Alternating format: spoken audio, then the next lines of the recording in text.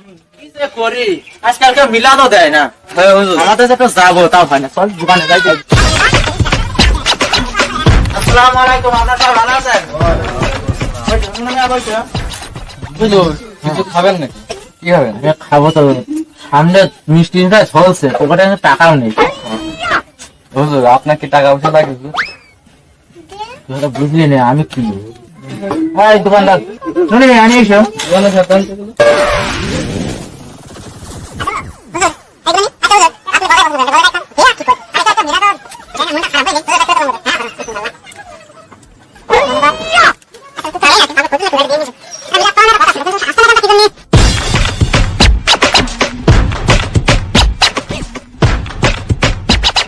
হুজুর বসে রয়েছে। আসসালামু আলাইকুম হুজুর। ওয়ালাইকুম আসসালাম। হুজুর আপনার সাথে একটা কথা ছিল। কি কথা তাড়াতাড়ি বের বুঝলি, আমার এমনি মনটা ভালো নেই আজকে। আর হুজুর কি বলবো, দুঃখের কাহিনী কি আমার বউটা অকালে মরে গেল। তাই না কি চিন্তা নিলাই মানিয়ে ভাই কলমেট ভাই এই তো এই কিছুদিন হচ্ছে, সপ্তাহখানি হচ্ছে। আমার কাছ থেকে কি করতে তা বলছি হুজুর, সামনে এই শুক্রবারে হলো আমার বউর মিলাদ দেবো, তো আপনার দাওয়া থাকলে আর কি আপনি একটু এসে মিলাদ টিলাদ দিতে হবে তো। আরে বলছে আমার বলছিল হুজুর আপনি কেন হুজুর কেন অবশ্যই আমি গ্রহণ করলাম। মিলাতে খিচুড়ি দেবে না পয়সা দেবে? হুজুর গৈফার দেবো। হুজুর আর কেন্দ্র ছোয়াটা এতে হয়ে গেল আর কেন্দ্র না হুজুর। যা তোর নাও আমি গ্রহণ করে নিলাম বুঝলি। আরে একটা কালার তো ওখানে গেল বুঝলি। বুঝেছে 3 দিন না খেয়ে দেখতে হবে। দাওটা পেলে মনটা এখন খুশি খুশি লাগছে। ও হুজুর, হ্যাঁ টাকা পয়সা দিয়ে যাবেন না? কে তুই আমার কাছে টাকা চাস? জানিস আমি কিটা আমি লুতো হুজুর বুঝলি। আমি যদি ইচ্ছা করি তোর ব্যবসা করে লাটে পিন দিতে পারি, সে ক্ষমতা কিন্তু আমার আছে। তুই বেটা হুজুরের কাছে টাকা চাস, তুই মানুষ চিনিস? হুজুর চিনিস? হ্যাঁ আমার এই নুনু মিয়া এমন কোনো কাজ নেই যে এলাকার প্রোগ্রাম করে না। তুই আমার ক্ষমতার অপব্যবহার করিস তুই। হ্যাঁ আমি তোর একটা এমন দোয়া করে দেবো তোর দোকান ভরসা হয়ে যাবে বুঝলি। দরকার নেই আপনি টাকা পয়সা দিয়ে লাগবে। হুজুরের কাছে টাকা চাস বেটা। ওরা থেকে রাস্তাঘাটে দেখে সালাম সালাম দিয়ে চাটা খাওয়ার দেখে বুঝলি। মনে রাখিস টাকা বুঝলি?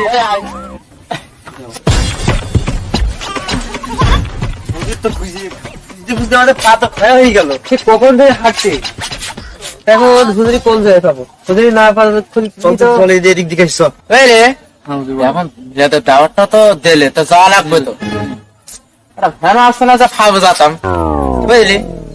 ওই না সেই হুজুর? ও না ও হুজুর না, ওইটাই তো সেই হুজুর বলি তো। হচ্ছে চল দেখি, চল তো চল তো। আসসালামাইকুম হুজুর। ওয়ালাইকুম আসসালাম। কি রে তোরা হুজুর ভালো আছেন? আর ভালো থাকবি কি বল, তোরা যে আমার রুটি দিলি সে রুটি খেয়ে তো আমার অবস্থা পুরো খারাপ হয়ে গেল হুজুর। আপনার তো সে সাদা দাড়ি ছিল, গোপ ছিল, কালো হয়ে গেল কি কি হুজুর? আর দুঃখের কথা কি আর বলবো রে, গিলাম রা ইন্ডিয়ায় বুঝলি। একটা 20 তলা বিল্ডিং রং কাঁচা, হঠাৎ আমি তলাতে যাচ্ছি, বেশ রং করে আমার এই যে অবস্থা। আপনার তো আমি সিদ্ধি পাচ্ছিলাম না হুজুর। হ্যাঁ আগের বার তো রুটি ভাগ করে দিলাম, তো সেটা তো খেয়ে নিলেন। যাক পুরো কথা টেনে লাভ নেই।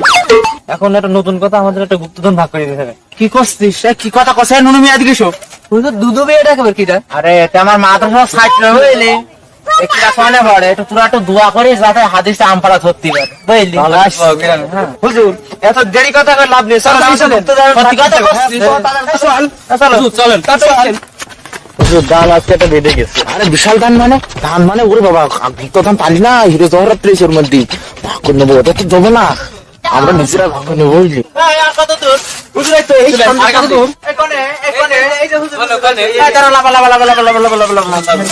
এখানে ধান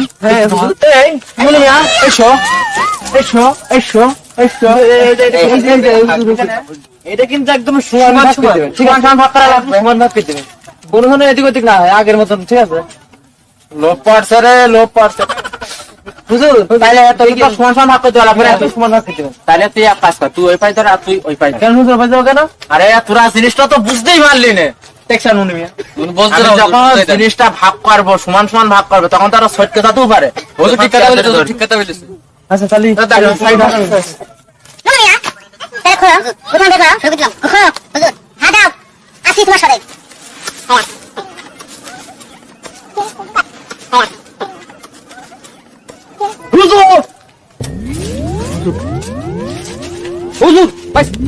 হুজুর হুজুর আমার জীবনে কত বড় সাপ, আমি হিরো শহরাত পাবো। আনাজ কেটে বেদিকে পুরা পাগল না? পাগল চিন্তা বলে আগে সেই যে সব কলকাতা নিয়ে আসলে ওরা, এই দাঁড়া, সাবধানে, হিরো শহরের ব্যাপার তো, তুই দেখে আমার সোমকে পড়ে গেলি, এটা আমি দেখি জুতোগুলো খুলি না। হুজুর ফোনে দেখে শুনে খুঁজে হুজুর আরে বাবা, এতে সে আমাদেরই দেন বেরিয়ে আসতে বাবা।